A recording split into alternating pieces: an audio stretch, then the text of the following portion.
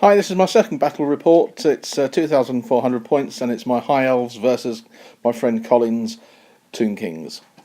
We're using the Undead Legions, but only the 50% Lords and Heroes part, and also the 12-inch march within the leadership of the General. I thought I would take quite a heavy combat infantry list, backed up with high magic on the level 4, because I like the high magic spells. I took a level 1 with light, because the Shem's Burning Gaze as a default would be good for the undead. And my list is as follows. I had a high elf archmage level 4 on high magic with the Book of Hoeth and a Talisman of Preservation. Mage level 2 with light magic and a Dispel Scroll. A noble BSB with a halberd, heavy armour and a potion of strength. For my core I took 6 Silver Helms full command, another 6 Silver Helms full command, 20 Archers full command. Special was 24 Phoenix Guard with full command and the Razor Standard. Had 25 White Lions full command and the Banner of the World Dragon. 5 Shadow Warriors, a Shadow Walker with the Reaver Bow. For rare I had a Great Eagle and a Frostheart Phoenix.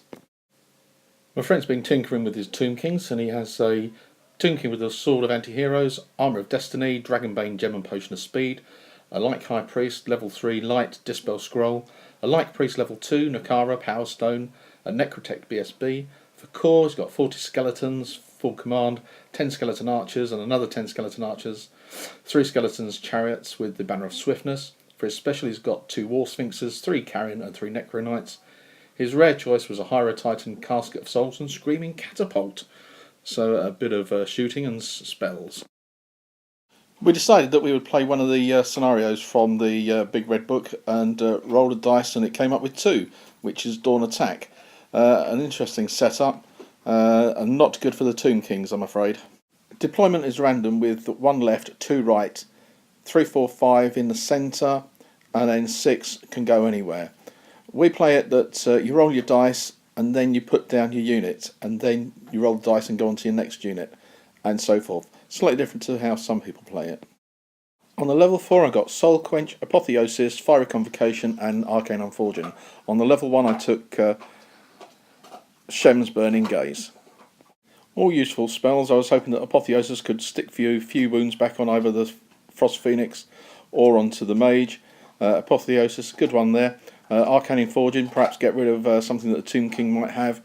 Soul Quench, a good damage spell, 4d6. And of course Fiery Convocation, if I could get it on the big Tomb King skeleton horde, that would do very nicely and probably even the odds really well.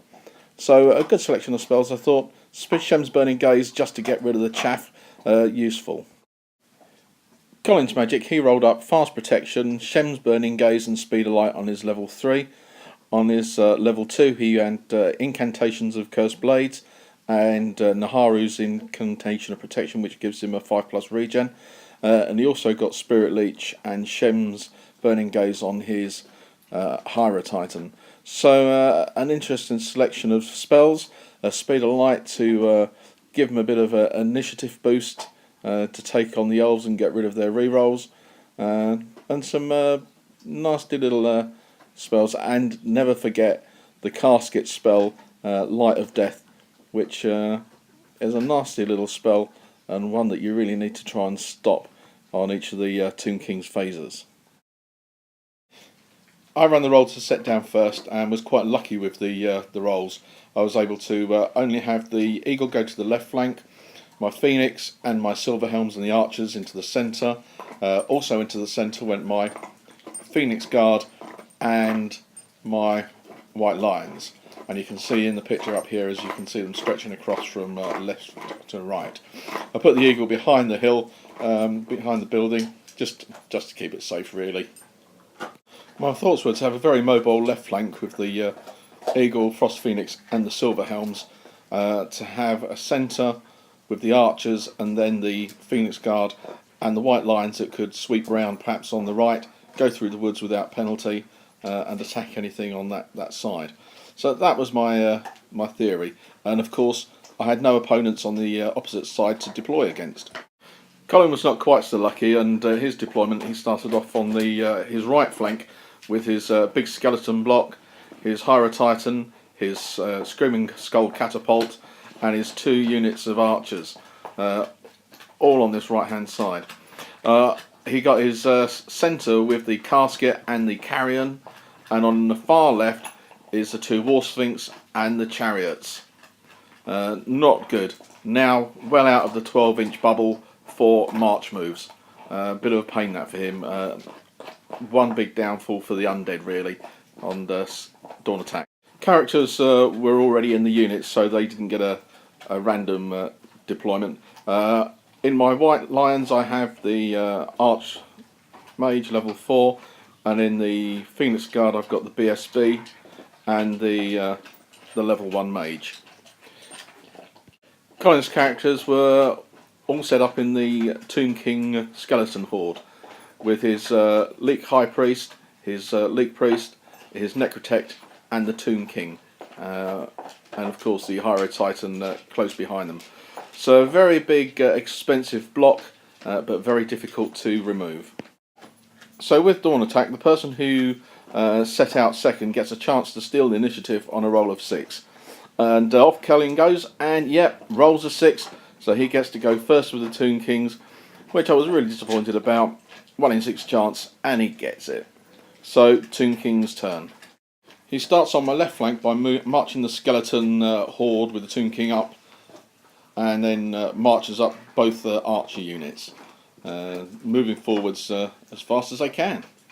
In the centre, Colin moves up the carrion to the front of the casket to get in the way of my shadow stalkers who are set out scouting in the centre. A bit of a mistake I realised a little later on. On his far left, the 2 War Sphinx and the chariots move up to threaten my White Lions and my Phoenix Guard. Here's a shot looking at my lines before his magic phase. After tallying up all the dice, it was 8-7 to the Tomb King. Colin rolled 6 dice for his Casket of Souls, Light of Death, and gets Irresistible Force. It goes off against my first unit of Silverhelms. It's a 3d6 leadership test, and you take wounds with no armour saves from anything that you fail your leadership by. I lose all 6 Silverhelms. It then bounces on a 4+, and it does. It goes on to the next Silverhelm unit. It can keep doing this onto any unit from the initial target within 6 inches. He gets me to roll for the leadership, and I lose another 5 Silverhelms. It then bounces onto the archers, and I lose 5 archers. It's then out of 6-inch range from anything else, thank goodness. Where did they all go? Definitely a learning experience. Remember, put things out of 6-inch range of each other. Normally think about that for panic, but really, got to remember that for the casket. So, one foul swoop, left flank snotted. Well, High Elves turn 1, and that was the end of my left flank. So, thinking about the 6 inches and getting rid of the casket, I move up the Frost Phoenix and the Eagle, spread them out a little bit to try and avoid being casketed next time.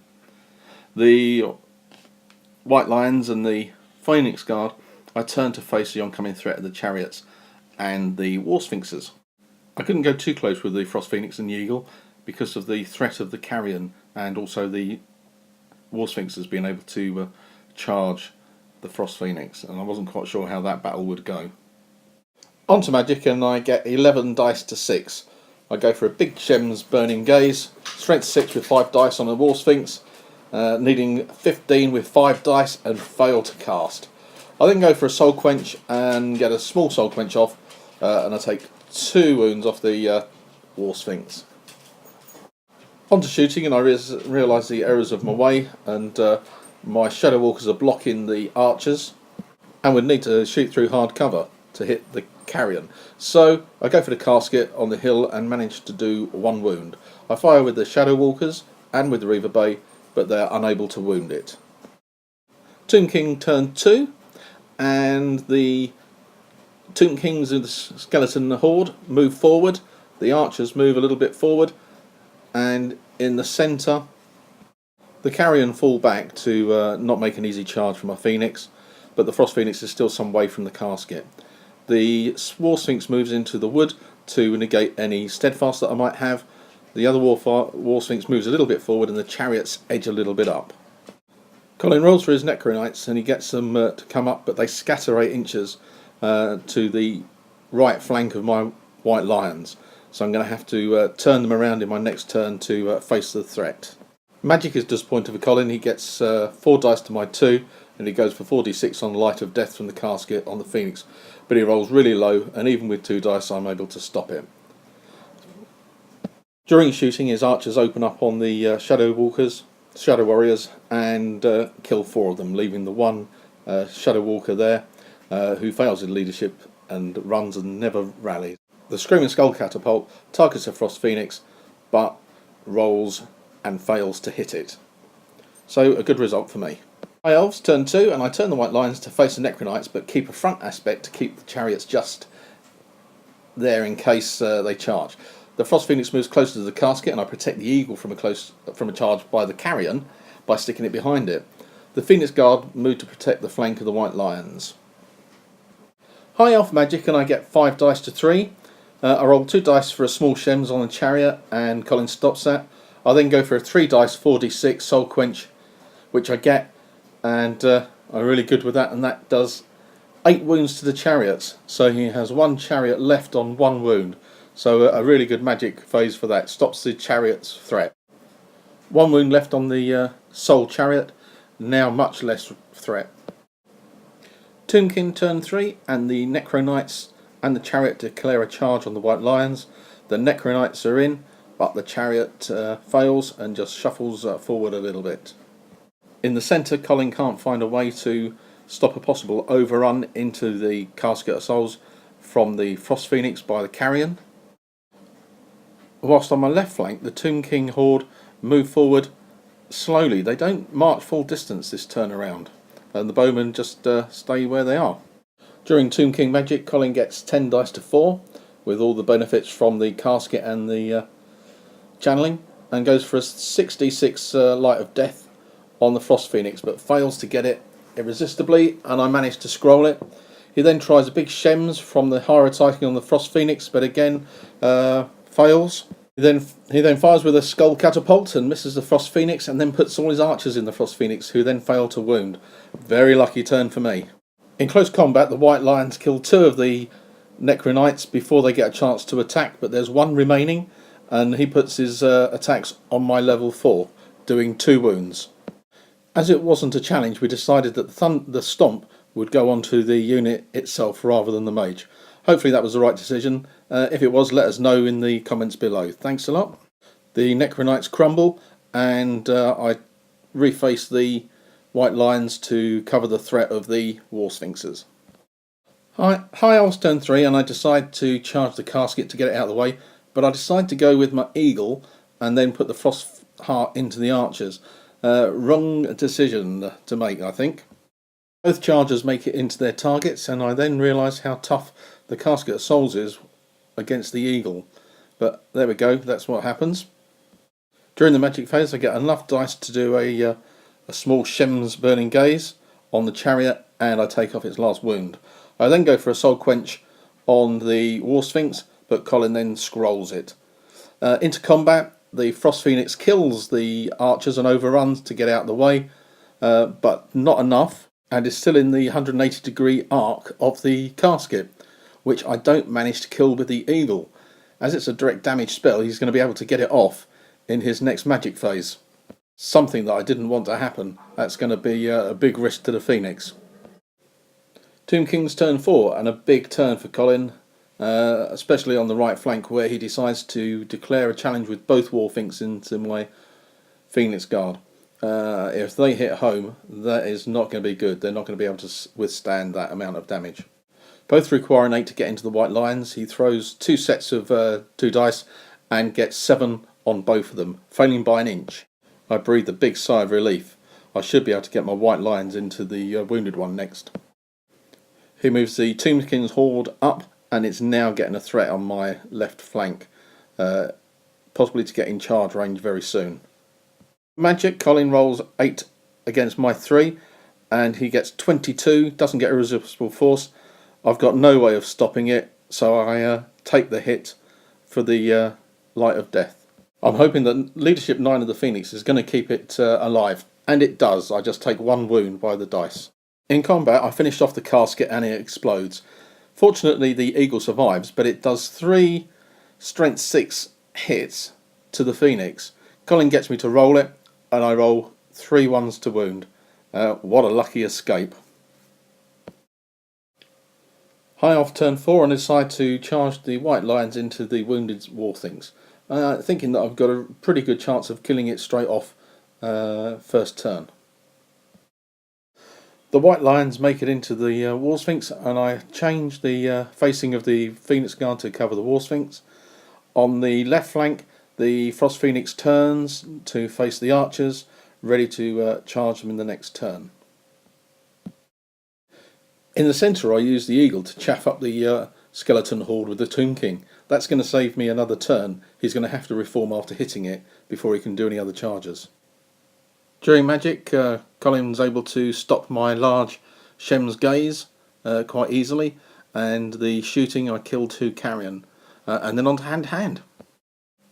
In close combat, what I thought was going to be a fairly easy battle was horrendous. I did no wounds from the White Lions on the War Sphinx, and the War Sphinx puts 10 wounds on the White Lions.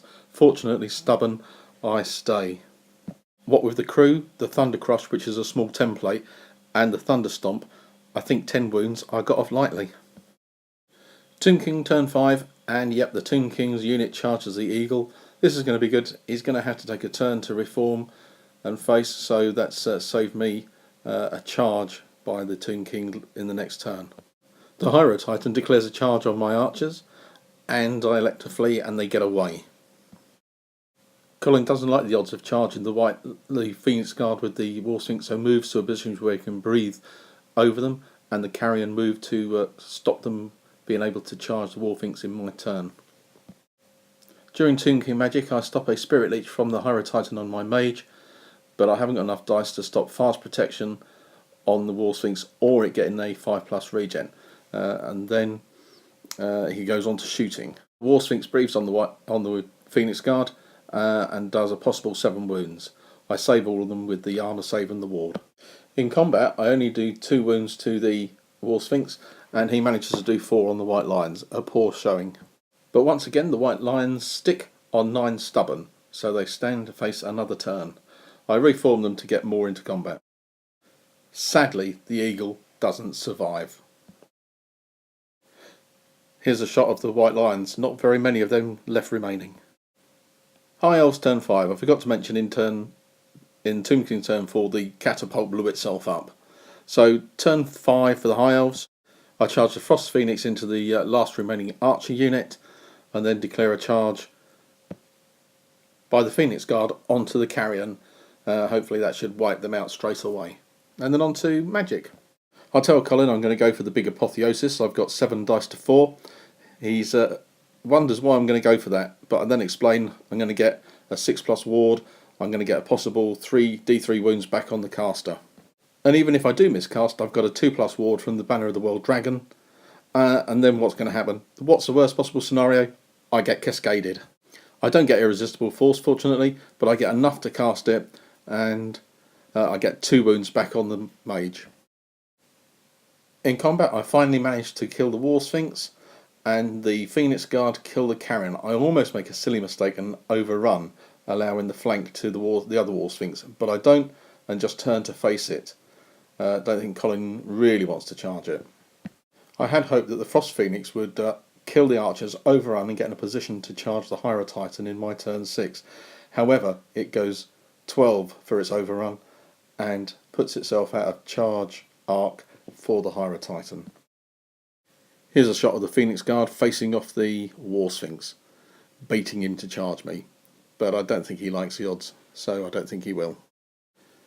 And a quick shot of the Frost Phoenix and its marvellous 12-inch overrun, taking him out of the charge arc, and that's the end of his turn combat.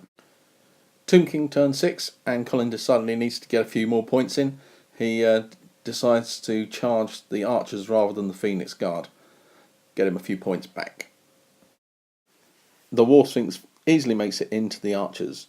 During magic, Colin tries to kill off my lone Silverhelm with a small Shems, but fails to wound it. He gets fast protection, -1 to hit on the War Sphinx, and again 5+ regen, taking no chances. He's after the kill and he doesn't want to lose his War Sphinx. With the cruise attacks, the Thunder Crush and the Stomp, he kills off enough archers to take them below steadfast, and then he double ones rerollable with the BSB to survive, but they don't. They flee and he overruns and he misses catching them by 1 inch, but it also leaves him 1 inch short of the Silverhelm, which allows him to live another day. So High Elves turn 6, and not really a great deal to do. I decided not to bother with the magic, casting anything, just in case I lost mages or whatever. And so finally it was 1015 points to the High Elves and 591 to the Tomb King. So High Elves win by 424. In summary, I think the Dawn Attack scenario really screwed up the Tomb Kings, and even playing with the Undead Legion's 12-inch march for Tomb King didn't really have an effect because of the random deployment. The one thing I learnt playing a Tomb Kings in this game was beware the casket, and to deploy your units with 6 inches gap or face the consequences if you can't stop it. I was lucky that Colin spent a lot of time focusing in on the Frost Phoenix rather than going at the other units with his shooting and his magic. I don't really think he liked the odds of the 4+ ward save for the Phoenix Guard and the 3+ armour save on the White Lions due to their cloaks. He also hesitated with 1 turn with the Tomb King Horde, didn't move them up fully. If he hadn't done that, he may well have saved himself a turn and been able to get into my Phoenix Guard or into the White Lions in the last turn. For me, my strategy of using magic to soften them up and then hitting them with the combat units was a good idea, but almost came to grief with the inability to hit that War Sphinx on that first charge. Just couldn't get the wounds, and that there held me up. I was lucky, I think, that big turn when both of his War Sphinx failed to charge into the Phoenix Guard. If that had happened, I think the outcome would have been much, much closer within it. So overall, a good game. Hope you enjoy the report, and if you've any comments, please put them below. If you did like it, please hit the like button. Please subscribe if you want to. I'm hoping to get another game in next Wednesday and then get the report up as soon as possible. And thanks very much for watching. See you next time. Bye.